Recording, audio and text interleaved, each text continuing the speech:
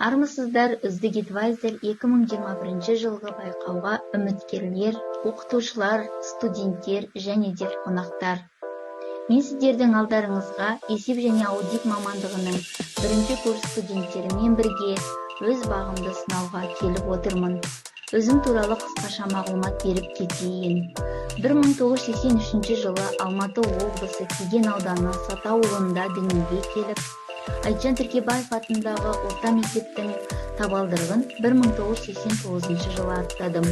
Осы мектепті 2000 жылы үздік аттестатпен аяқтап, 2000 жылы Қазақ ұлттық университетіне бизнестегі бағалау мамандығына оқуға түстім. 2004 жылы осы университетті қызыл дипломмен аяқтап, 2004 жылдан бастап өзімнің еңбек стажымды бастап кеттім.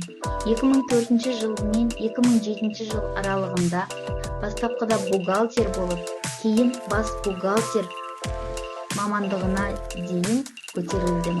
2007 жылы Қазақ ұлттық университетіне ассистент ретінде жұмысқа келдім.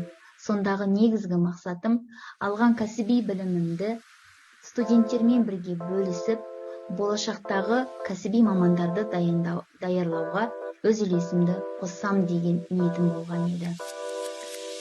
Және де 2013 жыл мен 2015 жыл аралығында Московский технологический институттың учет, аудит и анализ мамандығы бойынша магистрлік диссертациямды қорғап, Қазақ ұлттық университетіне қайтадан жұмысқа келдім.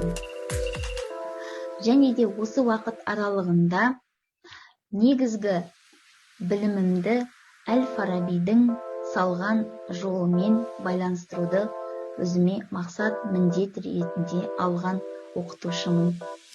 Фараби айтпақшы, тәрбиесіз берілген білім адамзаттың қас жауы деп.